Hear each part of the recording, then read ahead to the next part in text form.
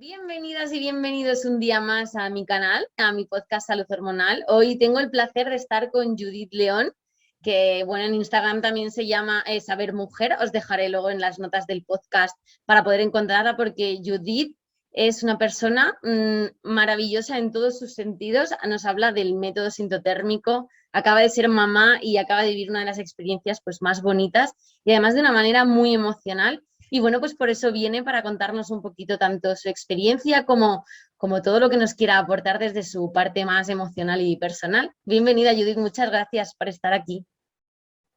Igualmente, Sara. La verdad es que a mí todo lo que sea poder compartir momentos pues intentar sumar en este proceso de dar a conocer método sintotérmico, autoconocimiento, incluso mi propia experiencia, pues me hace muy feliz. Así que muchas gracias. Qué bien. Yo además aprendí el método sintotérmico con ella y bueno, es que la mitad de sus cursos me los he ido haciendo y además explica súper bien, así que yo creo que nos vas a poder aportar muchísimas cosas. Si quieres presentarte o decir cómo has llegado hasta aquí, cuál es tu profesión realmente y en qué momento estás ahora de tu vida, todo tuyo. Pues mira, justamente creo que mi profesión ahora mismo es fruto de mi propia necesidad, de mi propia experiencia y el camino que mi vida me ha llevado hasta este punto, ¿no? Porque al fin y al cabo soy instructora de método sintotérmico, que luego si quieres explicamos un poquito de qué va, y soy asesora de lactancia materna, esto ha sido más reciente, pero pues mi propia experiencia de alteraciones con el ciclo menstrual y la falta de respuestas que yo he encontrado, ¿no? en la medicina convencional, mucha incertidumbre que yo he sentido durante muchos años, que he tenido pues, ciclos muy largos, con sospecha de que no estaba ovulando, incertidumbre de si podría ser madre, etcétera. Y todo eso me llevó a intentar buscar respuestas por mí misma, ¿no? Entonces me empecé a interesar por la salud hormonal femenina.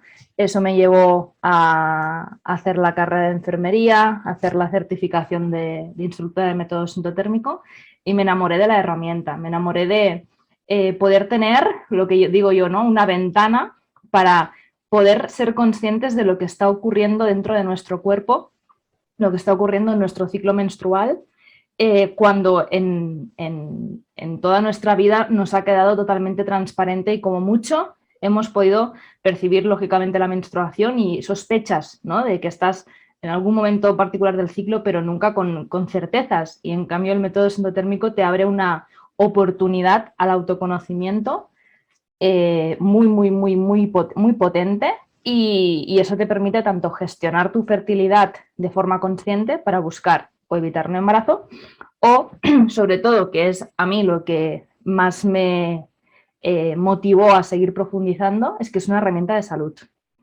Sin duda. realmente, porque te puedes dar cuenta exactamente si hay algún problema, en qué punto del ciclo está ese problema. Eso te permite hacer pruebas más específicas o hacer las pruebas en el momento oportuno, darte cuenta de cómo está evolucionando el ciclo cuando estás en alguna estrategia terapéutica. Y bueno, es una herramienta muy chula para, ojalá se pudiese incorporar en la práctica clínica. Sin duda. Sí. La de cosas que se evitarían tanto a nivel económico como sobre todo a nivel de salud, ¿no? En el tema de los métodos anticonceptivos, píldoras de emergencia. Tú además tenías un post Ya donde lo ves. decías, ¿no? Que es que realmente no interesa, pero es tan necesario. Si quieres contarnos un poquito de qué va el método sintotérmico para las personas que nos estén escuchando y no lo conozcan, ya que hemos empezado por este tema.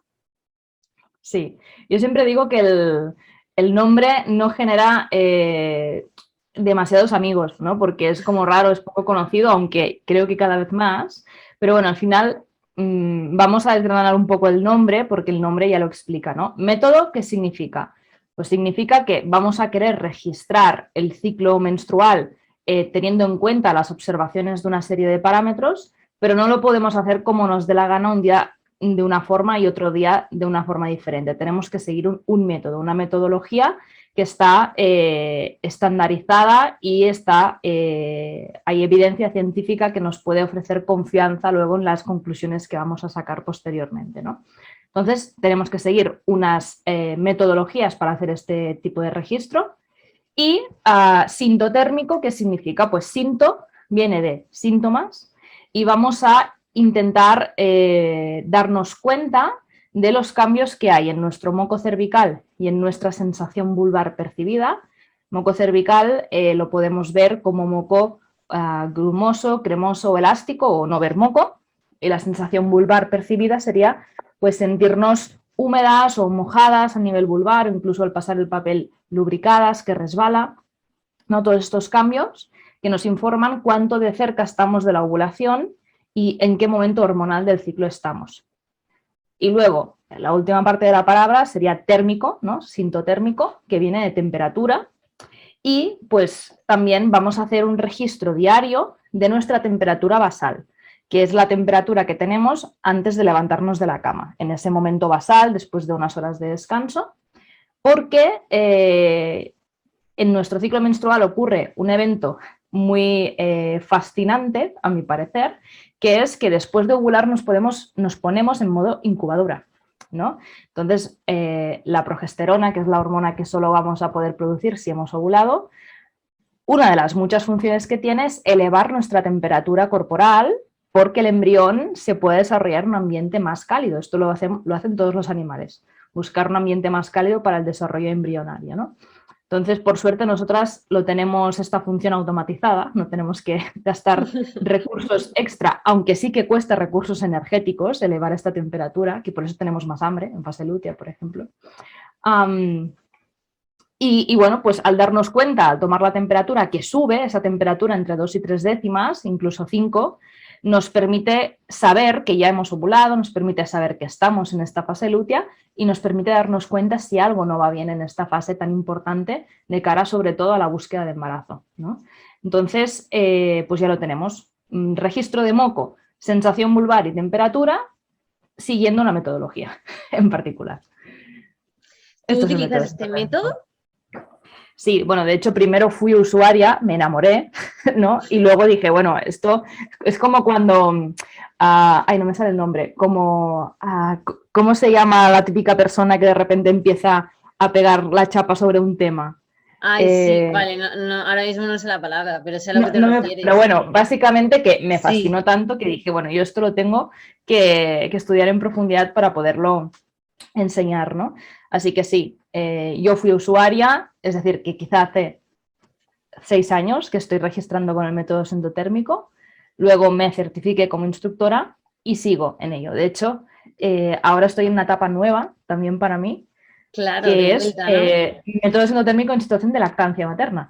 Claro. Que es diferente realmente y sí, o sea, he pasado, yo siempre digo que sin pretenderlo y sin quererlo, he pasado por muchas experiencias en mí misma que me permiten tener pues esa visión desde la vivencia personal cuando estoy en consulta, ¿no? Y me parece muy chulo. Cuando me he encontrado en según qué situaciones no me ha hecho gracia, pero bueno, Ya imagino. me lo he llevado en el saco de la experiencia, por lo menos esa es la parte positiva. Sí, totalmente. Además que luego ya tienes ahí como tu parte explicativa que dices, bueno, ¿cómo me lo explicaría yo si se lo estuviera diciendo a una paciente? Exacto. Sí, Es una totalmente. herramienta utilísima. Sí, perdón. No, nada. Yo lo veo una herramienta súper útil, ya no solo si lo quieres utilizar como anticonceptivo, ¿no? Sino lo que tú has dicho, ¿no? Como herramienta de salud para realmente conocer tu ciclo, conocer si hay ovulación o no, y no entender de los supuestos test de ovulación, que ya sabemos que no son tan fiables como parece. Conocer también las diversas patologías dentro de un ciclo menstrual, que no tiene que ser no ovular, sino, por ejemplo, tener una fase lútea corta. O sea, que te permite conocer Exacto. muchísimo más a fondo tu ciclo. De hecho, es 4 veces más frecuente tener un problema en la fase lútea que tener un problema de anovulación, es decir, de no estar ovulando. Cuando nos preocupa nuestra fertilidad es como que la primera preocupación es que a ver si estaré ovulando, ¿no? Cuando en realidad lo más probable es que estés ovulando. Eso es lo más probable. En los años que llevo dedicándome a esto, que ya llevo unos cuantos, lógicamente he visto ciclos anovulatorios, pero si los tuviera que poner en un saco y los pesara junto a los ciclos que he visto ovulatorios, sería irrisorio. Sería absolutamente algo mínimo y que incluso mujeres con grandes alteraciones del ciclo, con síndrome de ovario poliquístico, con ciclos mega largos, de meses de duración, con mucha disfunción ovulatoria, muchos de ellos terminan siendo ovulatorios a día 100, a día 200, pero muchas veces termina habiendo una ovulación. Y yo siempre digo que la ovulación es el equilibrio. Entonces el cuerpo siempre va a tender al equilibrio, siempre lo va a intentar, porque es lo que le permite estar bien balanceado entre estrógenos y progesterona.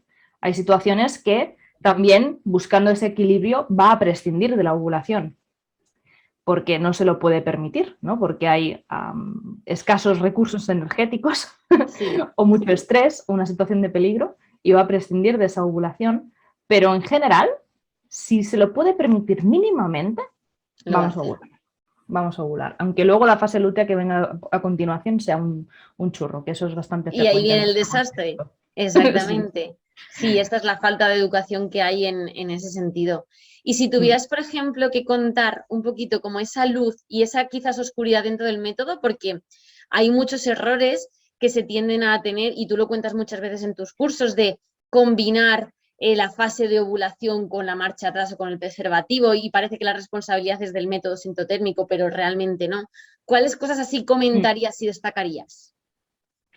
Sí, bueno, lo primero de todo es que el método sintotérmico no es para todo el mundo, no es para todo el mundo en general, es decir, no todo el mundo o no tiene por qué ser tu momento en la vida, ¿no?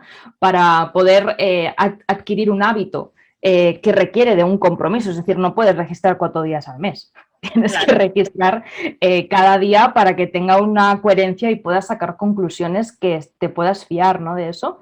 Entonces, esto es lo primero, no es bueno ni malo poder adquirir este hábito, es un tema de oportunidad, ¿no? Es decir, ahora tengo ese espacio, esa curiosidad, esa necesidad en mi vida que me permite incorporar esto. Entonces, eso es lo primero, tener claro, que hay mucha gente que se flagela mucho en torno a esto, y yo siempre digo, o mujeres que han empezado a registrar y llega a un punto que dice, es que me he desmotivado, ya veo que los registros son muy incompletos, pues quizás es momento de parar, ¿no? Y ya está. Es decir, si tú sabes cómo hacerlo, si tú sabes cómo fijarte en lo que está ocurriendo en tu cuerpo, ese conocimiento no lo vas a olvidar, lo vas a tener siempre contigo, entonces lo puedes tomar cuando te haga falta y cuando sea oportuno, ¿no? Y también una parte más oscura del método sintotérmico es cuando lo queremos hacer desde un control rígido, desde un hipercontrol, ¿no? Es decir, por ejemplo, típica situación, no me quedo embarazada, me he empezado a preocupar muchísimo, a informar muchísimo. Muchas veces es interesante poder registrar porque tenemos una oportunidad de darnos cuenta de cuál es la verdadera ventana de ovulación, de fertilidad, si hay algún problema, pero yo a veces he tenido que decir, es que si ya no estás descansando bien porque estás pensando en si te tienes que tomar o no la temperatura, si realmente eso te está quitando calidad de vida, si te está estresando, si estás viendo a ver qué temperatura tengo hoy, como si fuese un examen a pasar, ¿no? Prácticamente. Sí, eso es. Pues eso no es interesante. O sea, puede ser una herramienta muy chula, pero a ti no te está haciendo bien esa herramienta, ¿no? Y eso lo tenemos que tener en cuenta. Y luego, dentro de lo que es la anticoncepción, ¿no? Pues más que nunca requiere un muy buen aprendizaje, y eso implica que lo hagas de la mano de una instructora que te pueda revisar, que te pueda dar feedback y darnos cuenta de si estás cometiendo algún error en la interpretación que pudiese comprometer esa efectividad, ¿no? A la hora de evitar un embarazo. Pero luego requiere también de compromiso a la hora de qué decisiones tomas cuando tienes que tener relaciones sexuales. Porque el método sintotérmico en sí lo que te permite es identificar los días que son fértiles y los días que no. Los días donde potencialmente quizá podría ocurrir un embarazo y días que es imposible, ¿no? Entonces, los días que es imposible, fácil, pero los días en que sería potencialmente viable, ahí tienes que decidir, y ahí requiere también de una buena información que no nos han transmitido, ¿no? Hay personas que, como tú decías, inician las relaciones con penetración sin preservativo y luego se ponen el preservativo más adelante, ¿no? Y ahí están haciendo medio una marcha atrás medio usar el preservativo, pero no están ni bajo la eficacia del preservativo realmente porque no están haciendo un buen uso, ni están haciendo, bueno, la marcha atrás ya sabemos que es muy variable y es bastante arriesgado, ¿no? Y bueno, ahí es donde puede haber la confusión de decir, ha fallado el método sindotérmico. No, el método sindotérmico lo que te permite es determinar si en ese momento la llegada de espermatozoides podría sobrevivir en tu cuerpo, ¿no? Porque eso solo puede ocurrir los días que hay moco o sensación vulvar fértil. Pero, claro, a partir de ahí tienes que responsabilizarte de qué decisiones tomas. Lo más efectivo sería evitar la penetración. Y ojo, que tenemos que salir de esa idea del coitocentrismo, ¿no? no todo gira alrededor de eso. Que al final es como que se asocia el método sindotérmico a la abstinencia. Y ojo, si por tus valores quieres tener abstinencia los días de potencial fertilidad, maravilloso. Pero más allá de que no sea tu propia decisión la abstinencia, no hace falta que tengas abstinencia justamente en el momento del ciclo donde probablemente más libido tengas. Exactamente. Que es justamente la fase ovulatoria, ¿no? Entonces, hay muchas posibilidades aparte del coito y eso sería lo que 100% seguro no va a llevar a un embarazo. Claro, y además que te permite explorar nuevas prácticas que no tenemos muchas veces en la cabeza y nuevas formas de tener relaciones sexuales con tu pareja, por ejemplo. Exactamente. O sea, al final, si tenemos una buena perspectiva del método sindotérmico, abre puertas más que las cierra, porque abre un mundo de conocimiento, abre un mundo de responsabilizarte de tu propia salud porque te estás dando cuenta y porque has comprendido cómo funcionas después de X años de tu vida que en realidad nunca nos lo han explicado bien, cómo funciona el ciclo menstrual, ¿no? Y te abre puertas en torno a la gestión de tu fertilidad, que hasta ahora quizá tenías una visión menos informada y más sesgada. Entonces, para mí es un pozo de oportunidades. Sin duda, me encanta cómo lo cuentas porque al final es como que hay que saberlo todo y no quedarnos solo con las 4 palabras que todo el mundo lee en todas partes. Hay muchísimo más y creo que es la parte más importante antes de empezar cualquier método, en este caso, encima más de anticoncepción o fertilidad. Ahora que hablamos, dime, perdón.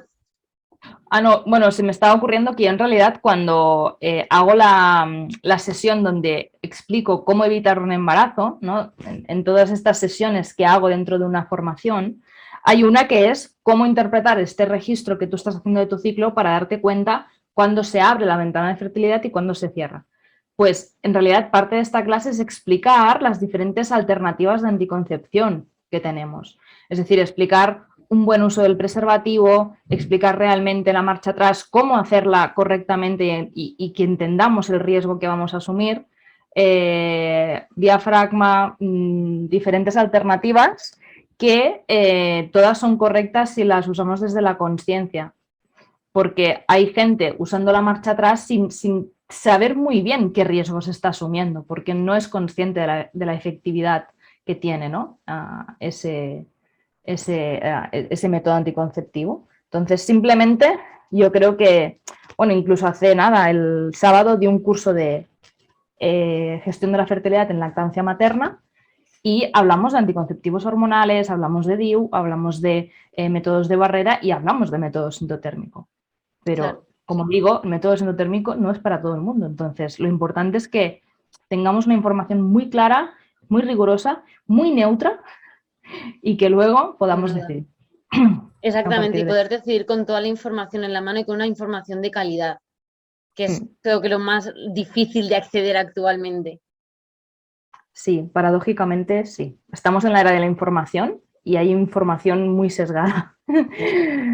Sí, así que sí. Y muy opuesta en muchos sentidos. Además, ahora ya que hablamos del tema información, tú en tus cursos hablas muchas veces del sesgo que hay dentro de la medicina respecto a la mujer y me gustaría que comentaras un poco todo esto respecto, pues bueno, a la falta de estudios que hay en mujeres sin tener en cuenta sus ciclos, sin tener en cuenta su situación, que creo que es algo también muy importante porque no tenemos en cuenta cuando vemos un estudio y decimos, no, tal porcentaje X, y te das cuenta de que se han hecho incluso estudios de tiroides en hombres y luego lo intentamos las mujeres. Sí, es increíble. Mira, de esto, para quien le interese, es muy interesante leer, por ejemplo, a Carme Valls y Llobet, Sí. que bueno, yo creo que es referente, ¿no? En todo lo que es, como dice ella, la ciencia de la diferencia.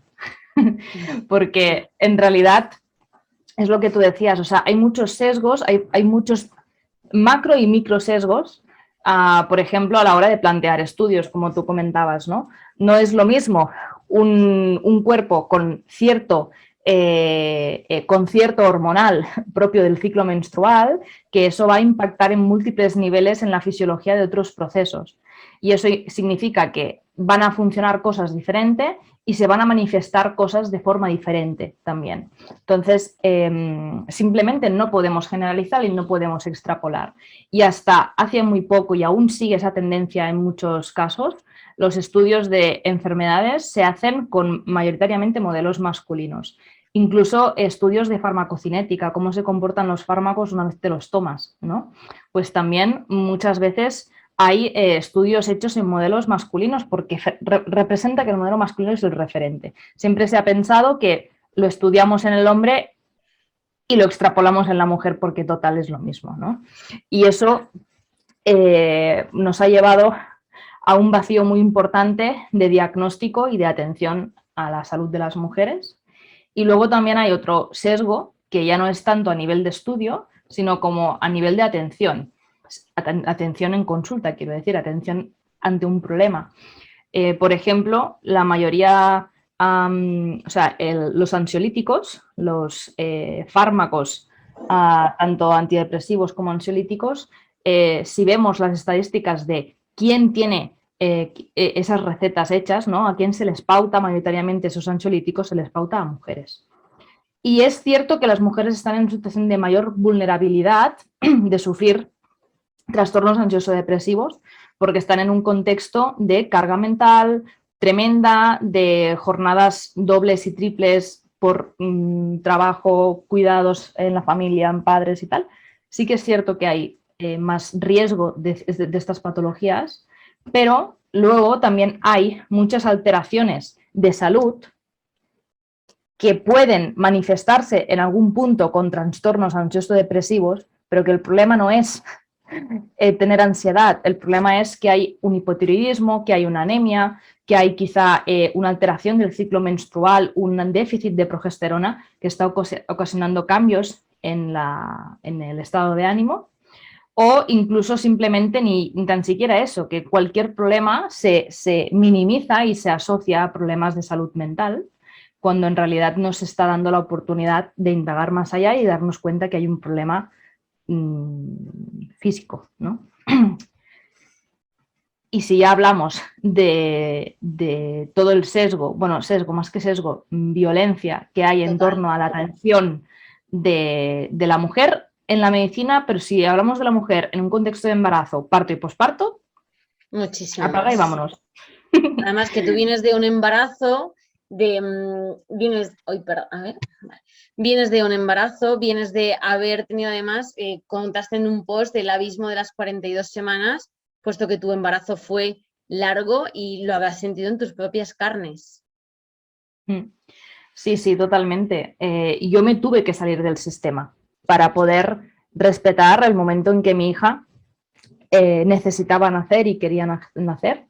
Yo ya planteo un embarazo con un seguimiento quizá un poco alternativo, y es que mi idea era parir en casa de partos con matronas, ¿no? Pero llegó un punto que llegó a la semana 40, ¿no? No me puse de parto ni parecía que estuviese cerca, y ahí ya te empiezan a proponer inducción, ¿no? Obviamente un embarazo normal es hasta la semana 42 y hasta la llegada a la semana 41 no está justificado hacer ninguna inducción a no ser que haya algo que lo justifique, ¿vale? Es decir, un compromiso real e identificado en la salud de la madre o del bebé. Bueno, yo llegué a la semana 41 y a partir de ahí lo correcto es una opción hacer controles de bienestar fetal, ¿no? Cada 48 horas te hacen una eco, se hace un Doppler para ver que siga yendo todo bien y puedas seguir esperando con seguridad, ¿no? Y me mintieron en el diagnóstico. Jolines. Yo, fue la primera vez que fui al hospital que me pertocaba porque me acababa de mudar, entonces fue la primera experiencia que tuve en este hospital y me dijeron en la semana 41 que yo iba a hacerme el típico control rutinario y me decían que me tenía que quedar porque me tenían que inducir de urgencias porque me había quedado sin líquido y había mucho riesgo, ¿no?, de seguir esperando. Y claro, dije, bueno, gracias, hazme un informe que voy a pedir una segunda opinión, ¿no? Menos mal. Y fui a pedir una segunda opinión con Laia Vidal y al cabo de una hora me dijo que no había ningún problema en el líquido, que no había un oligohidramnios, que es el diagnóstico que me habían dado, y no había ningún motivo para hacer la inducción, ¿no? Es decir, se inventaron un diagnóstico para obligarme a hacer aquello que ellos querían que se hiciera, que era una inducción, ¿no?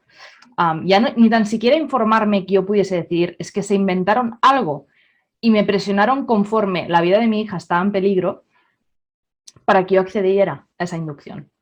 Claro, ahí estás vendida.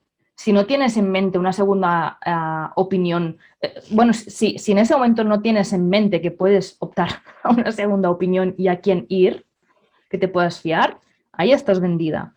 Y bueno, yo seguí esperando y al final Arán nació en la 42+5, es decir, casi a la 43. Fíjate. Y fue un ¿Y ella parto sola? de inicio espontáneo, y un parto que fue largo porque todo mi hija se lo ha tomado con calma y después de nacer también muchas cosas se las ha tomado con calma, pero fue tal y como ella necesitaba. Así que, bueno, es complicado porque también dentro de un parto o embarazo hay como muchos protocolos que se te... que te explican, que te presentan como si fuese una obligación, ¿no? Este es el protocolo, como si eso fuese el santo grial que tienes que seguir sí o sí, tu opinión no cuenta para nada, cuando en realidad puede haber un protocolo que, por cierto, muchos no están para nada basados en la evidencia y no están actualizados, pero bueno, eso ya me parece grave, pero bueno, sino que independientemente del protocolo, siempre tú tienes la capacidad de decidir. Siempre. Mira, cuando ingresé de urgencias, o sea, cuando ingresé de parto, quiero decir, que ingresé por urgencias, porque entras por ahí.